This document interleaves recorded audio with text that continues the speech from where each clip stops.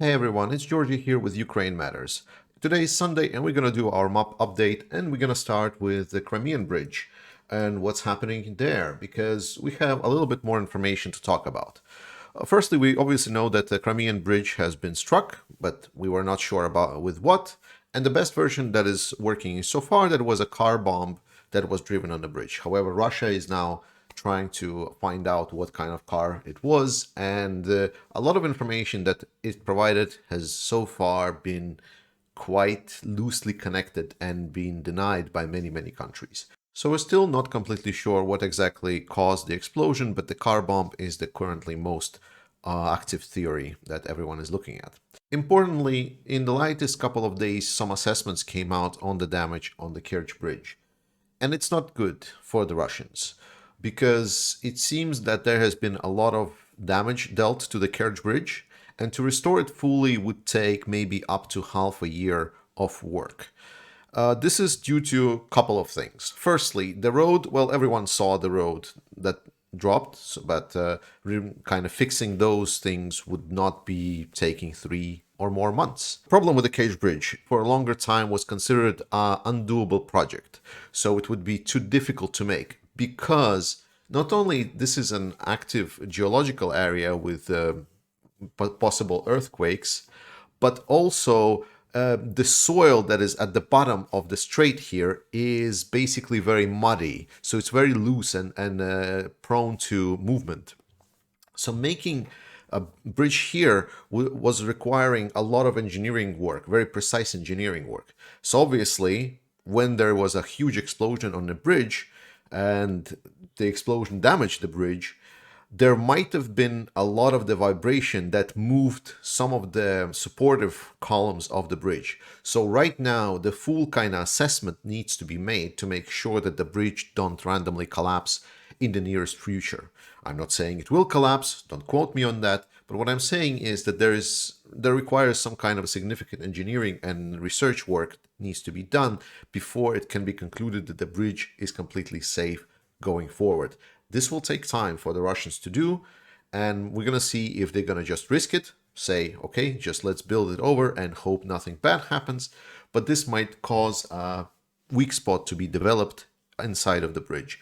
We'll see how the thing will continue, but we have seen recently, right before I actually recorded this video, I've seen of some of the geolocated pictures with already some trains passing on the railway that was free and not severely damaged by the fire on the bridge. So it seems that the bridge, at least the rail one, will be operational for some capacity, in some capacity. So as much as we want it to be out, and it seems that it's going to be fully out of commission for a while, some kind of capacity will still be there for it to deliver. Then the next topic for us to talk about is Kherson area.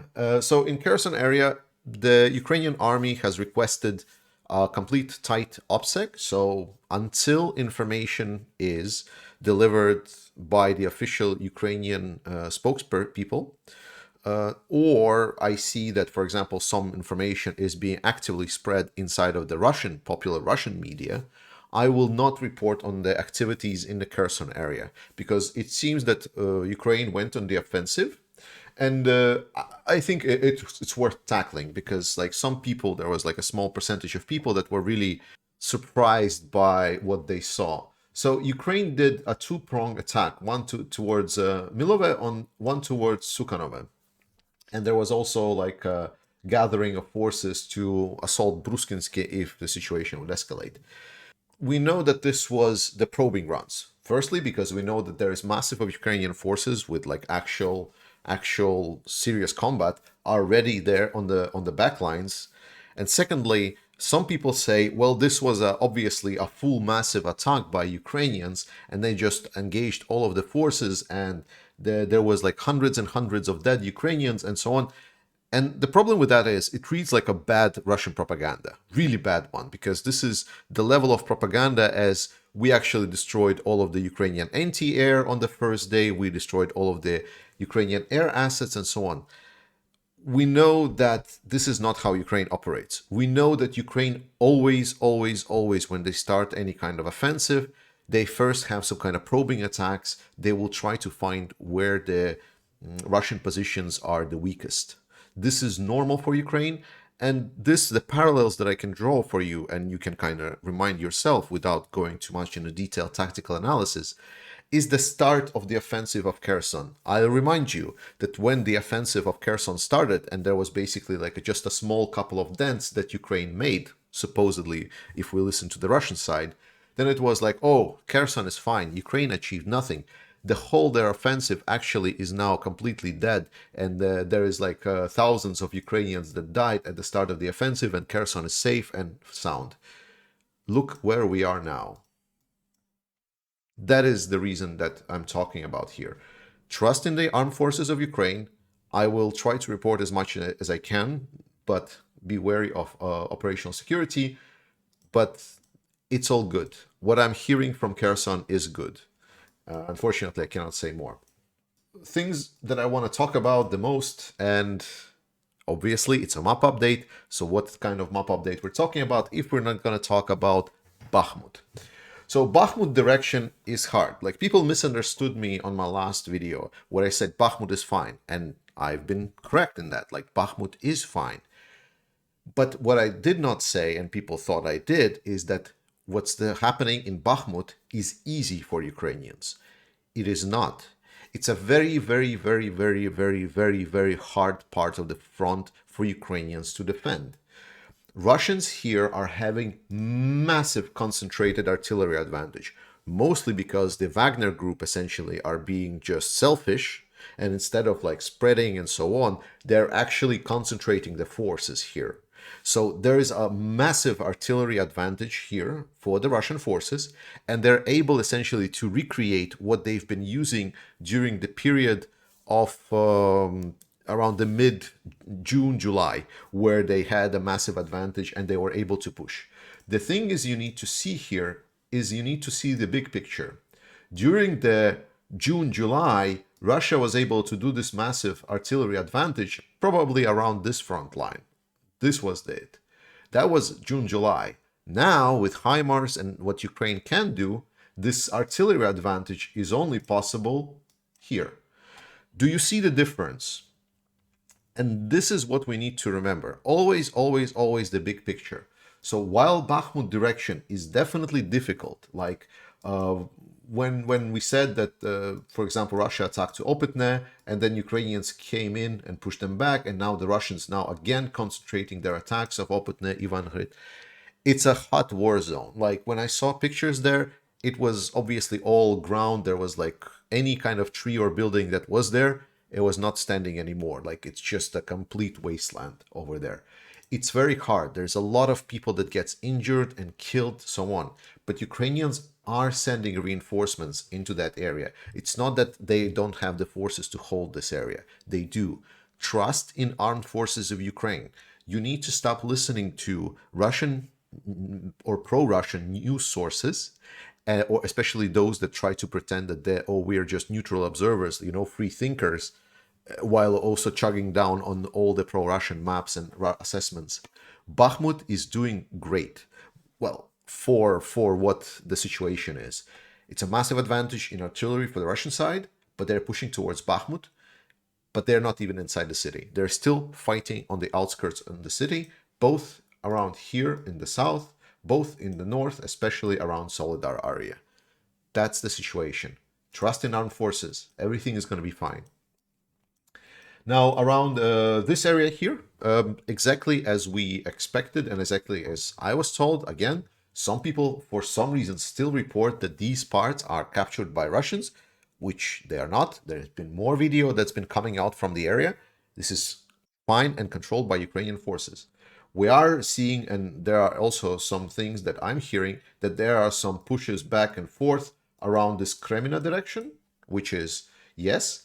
And then Ukrainians did some kind of a try to advance here, but then they were pushed back a little bit from the road here. So that is indeed happening. So some kind of charges. But again, it seems that Ukraine right now has been on rotation and they're just setting up the position. We know that Ukraine likes to set up and prepare before starting their assaults. So again, trust in Ukraine, especially because We know that Ukraine likes to do things together while doing other things. Remember, they didn't start advancing from the Kupiansk area in the north here until Liman was essentially surrounded, and they already started advancing from the south. So synchronization is important.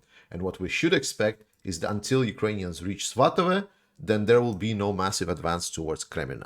That would be just obvious. And then let's talk about some other news. Firstly, there has been massive strikes in the Belgorod airport area, which is quite interesting. From what I've heard, the most likely cause of those strikes could be the HARM missiles that were shot on the radar installations. That's a possibility. So Ukrainians are trying to take out some of the anti-air equipment because that's how people assessed it. Mostly I saw the assessment because essentially the strikes came out exactly to the same place where essentially the anti-air missiles flew out of. That's just kind of very closely indicate, but it might be just a coincidence. There's been speculation that it might be HIMARS strike, but I am not as sold on that because there was only a couple of explosions, and HIMARS, Ukraine uses usually them in full packages, so they would use like a full 6 strikes, and so having just 2 explosions is not how Ukraine usually uses HIMARS strikes. So, and I'm not sure that US has lifted the restriction of using HIMARS against the Russia proper territory. Now, Iran is also preparing to send some missiles to Russia, which is, again, Russia is not really, well, Russia is running now short on missiles, so I guess that will help. But Ukraine will just have to deal with this, and that's why it's really nice that Ukraine will get more anti-air systems. To finalize, I would like to talk to you about what would be the ideal situation for Ukraine to achieve by the end of the year. So by the end of the year, what Ukraine would like to have and what puts it in a strong position to start the offensive. Firstly, it's clearing the north part of the Luhansk area to get to the 2014 line of contact here. That would be ideal. So that will take, there is a Svatove here, there is Starobilsk here, and obviously Lysychansk, Severodonetsk. That would be a massive achievement in the Luhansk area. And then basically you need to count how much of these strategic parts Ukraine will achieve before the actual winter starts in like deep December, January, because then it's going to slow down just a little bit. So those are the 3 major strategic targets in the Luhansk area. And then the ideal situation on the south would be either get towards Berdyansk, like try to cut off this kind of area here, because then you will end the supply of resources towards the south, especially because it is possible to reach Crimean bridge from Berdyansk towards here. Or the second option would be to take Melitopol. That would be massive because that would pretty much collapse the whole southern grouping, and then Ukraine can develop. And or Ukraine would be able somehow to kind of capture and establish an Enerhodar position here. That would be also massive. That would be a good start for something. So that would be also ideal. And then we obviously expect, this is not even until the end of the year, but we expect Ukraine to take Kherson over. And that would essentially be unexpected outcome. So to kind of put it in all together, so either like this one is out, and this one also would like to go out. That would be the ideal situation if Ukraine can achieve this by the end of the year. Then the next year, Ukraine would basically be stuck with mop-up operations to get the last Russians out of the country. We'll see how much Ukraine can achieve this. But all in all, thanks for watching. See you next time. And thank you so much to all of the subscribers, supporters, and people that like and share this video. And to close it up on an amazing note, I want to share with you probably one of the most optimistic videos that I've seen recently, because Ukraine is showing here that no matter what damage Russia does, everything can be rebuilt, everything can be restored, and Ukraine will come out of this war scarred but unbroken. See you next time.